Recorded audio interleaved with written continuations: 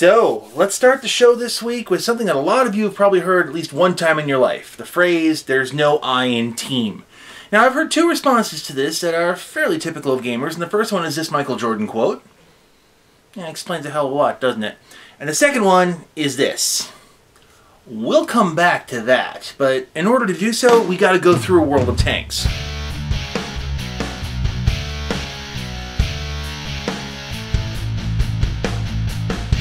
January 15th of 2015, World of Tanks introduced personal missions into the game. The concept is actually pretty simple. You pick a mission, activate it, and then you go play to complete that individual mission. If you can complete a full set of missions, the game rewards you with a tank and a crew member, specifically a female crew member. On the surface, this seems like pretty standard fare. I mean, every MMO has achievements, feats, perks, whatever you want to call them. The way World of Tanks did it, well, it was bad. Bad enough to make the World of Tanks community even more toxic than League of Legends. Okay, just for the sake of clarity here, I don't play League of Legends specifically because of the community. And World of Tanks became infinitely worse overnight. But I at least owe you guys an explanation as to why I think that way. First is the method that Wargaming chose to have their personal missions go. You accept each mission in a predetermined order, so you enter the game with a specific thing you need to do. Once you do this, you then manually choose the next mission and so on, and those missions aren't terribly congruent to how the game is actually played. So, for example, one early mission for light tanks is to spot 2 enemy vehicles with the secondary mission of surviving the battle. That sounds pretty simple until you actually hit the ground and start playing. You see, in World of Tanks, if you're sitting still in a light tank, the perception is that you're either AFK, leeching XP from the hard work of your teammates, or you're just a noob or whatever. There's also this unspoken rule that light tanks should be moving and pinging enemy tanks as they go, so even if you have optics and perks to allow you to see over 450 meters, sitting still is beyond taboo. And it wouldn't be so bad, except that in World of Tanks, you can only go for one achievement at a time. You know, different than every other successful MMO that's out there. Every other MMO, when you go for an achievement, it's like, you missed the achievement, no big deal. There's several achievements we can get through this run. No. World of Tanks doesn't roll that way. And that's what's causing most of the friction. One mission that really made me shake my head was the 11th SPG mission. At the lowest level, you have to cause damage to 2 enemy vehicles in one shot. And apparently in the highest campaign, you have to destroy 2 enemy vehicles with one shot. So what this means is that the circumstances have to come together absolutely perfectly for you to actually achieve this. 2 vehicles have to be parked next to each other, the SPG shell has to land perfectly where you aim it, which never happens, the random number generator needs to agree that you've done enough splash damage to both vehicles, and in the top campaign, both vehicles also need to be dead anyway, or damn near it, so that minimal splash damage kills both of them. Let me put this into perspective. You'd have better luck finding Bigfoot playing poker with the Loch Ness Monster, the Lindbergh Baby, Amelia Earhart, and Jimmy Hoffa, and Elvis happens to be dealing. Or to put it a little more geeky, you'd have better luck finding your way to Milliways. Look, World of Tanks hates SPGs already, so demanding this kind of precision is beyond asinine. But this isn't the only mission like this. I mean, take the number 7 Light Tanks mission, which is spot an enemy SPG and assist your allies in destroying it. Okay, so all I need to do is punch through enemy lines and get to the other side of the field fairly unmolested and ping an SPG. With how severely World of Tanks maps are bottlenecked, this is almost impossible to pull off, but hey, opponents make mistakes and it can happen, right? It's just rare to be able to pull it off. Some missions require you to do specific things, like Heavy Tank Mission number 6, destroy 2 enemy heavy tanks. So now instead of playing the game naturally to win, I now am trying to hunt specific opponents. And again, you enter the battle with this mission in mind. In order to advance, you have to do the specific thing. And since a lot of these missions require the planets to align perfectly for them to happen, they seem virtually impossible. I say seem because there's always one person, always one of you people who leaves a comment somewhere in the comment section of, well, I did it in like 2 hours, you just suck at the game. No, you're just lying, but I'm not in the mood to deal with you today. Okay, so why is this so bad? Every other MMO, every other game has individual missions. What's so bad about World of Tanks putting in personal missions?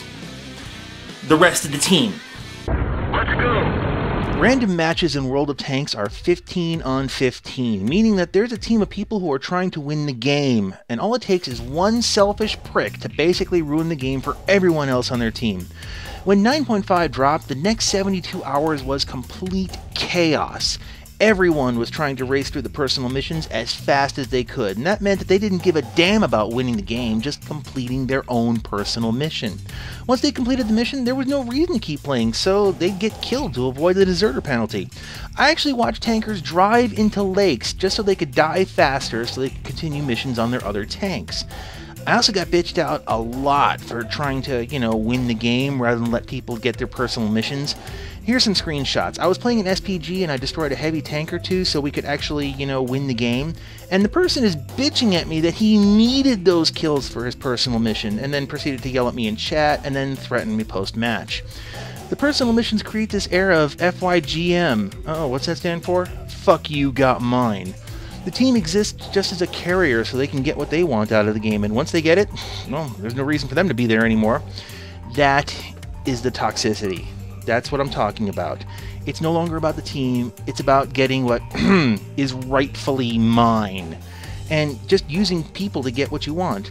It gets even funnier to me when I see missions trying to encourage teamwork with the caveat that it has to be in the team battle and not with the unwashed masses of random battles that most of us play. So why would Wargaming do this? Why would they sabotage their own culture and reward selfish behavior in a team game? Well, partially because it's profitable. Looking at this from the dev perspective, they realistically need two things out of the players: a time investment and a money investment. So let's talk about the time investment first. On a time perspective, these missions require such specialized things to happen, it means that we're going to keep playing the game longer to get what we need to get. So let's take a look at the medium tank opening mission. You gotta cause damage, win the battle, be in the top 10 of the player's XP earned. Okay, fine. If any of those miss, you gotta start over. Re-rack, new game, try again. That's another 10 minutes out the window. And just for reference, in order to get this footage, I had to go through 7 games of the worst matchmaking ever just to achieve one mission. So the longer I'm playing their game, the more I'm providing them content. Other people have pointed this out before, but in MMO, your players are your content, even the free players. So by keeping me in their game longer through these artificial means, it means that I'm providing them with content for their whales. And as much as World of Tanks has become pay to win, they need to keep us around. That actually brings me up to the monetary thing too. By having these missions, they're rewarding players for spending real-world money to speed things up. Well, you gotta buy some gold ammo to ensure that you get the minimum HP requirements. Buy a premium account so you can rack up more XP for your crew. Buy a premium tank and get more XP every battle. Every dollar you spend makes it easier to achieve the goals they put in front of you. Honestly, this makes the personal missions of World of Tanks about equivalent to Candy Crush levels of pay to win. I can already hear the apologists among you saying, Tiger, you're being way too cynical about this. There's lots of other reasons that they would do something like this. For example, it might be an extended tutorial.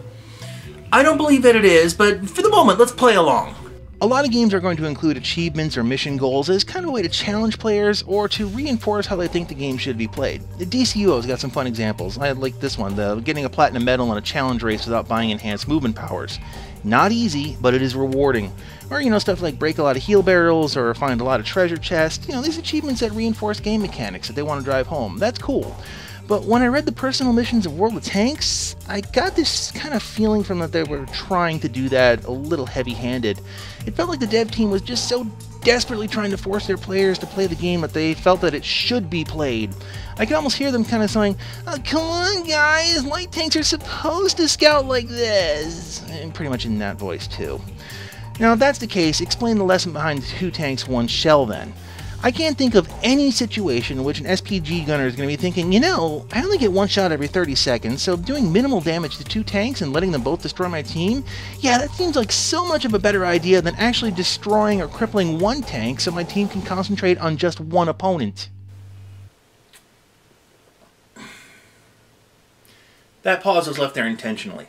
Specifically so the apologist could pause the video, start typing their multi-paragraph rant explaining the exact circumstances that they themselves have actually used this technique, and then declare their knowledge to be superior to mine, question my gender identity and my sexual orientation, before calling me a noob, and then rage quitting the video, and then bad-mouthing me on their forums. Let's continue. What I really got from the personal missions is that Wargaming does not play their own game. I get this feeling from a lot of game companies, but this one even more so. Okay, yeah, they might play Inner Office or maybe even Clan, but they don't play with us dirty casual players, because in the real world, nobody plays like they think we should. It's a hard lesson that game companies need to learn. I get a feeling they're all artistes with pinkies up in the air saying this is our vision of how the game should be played, when in reality it's not only inefficient but downright stupid to play their way. Once a game is released, it's no longer really the property of the dev team, it belongs to the players, and we're going to play it in accordance to the rules and not your artistic vision. Sorry. So let's go back to the earlier example. Light tanks don't sit back and scout unseen.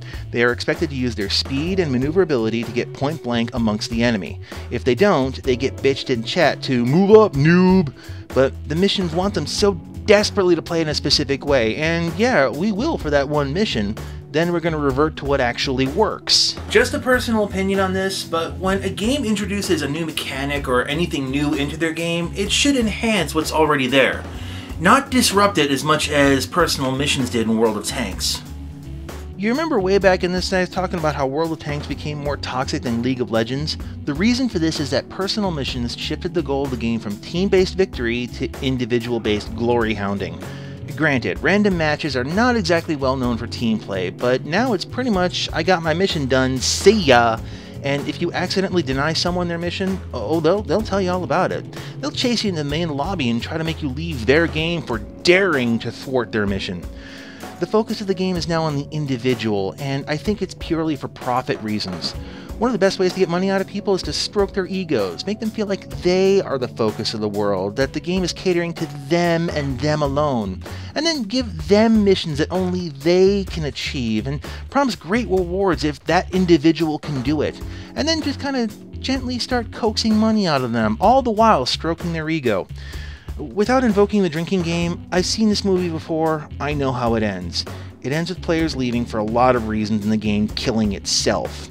In my opinion, if you have a team-based game, keep it a team game. Having individual goals is fine, they should enhance the team goal of the game and not splinter players away from it. Or just make your game a solo campaign. In a team-based game, all it takes is one prima donna who makes the game all about themselves to just suck the fun out of it for everybody else. So with all of that in mind, let's go back to the beginning. Let's go back to this image right over here. Yeah, this is kind of a gamer answer to the there's no I in team, but you'll notice that the I in team is an a-hole.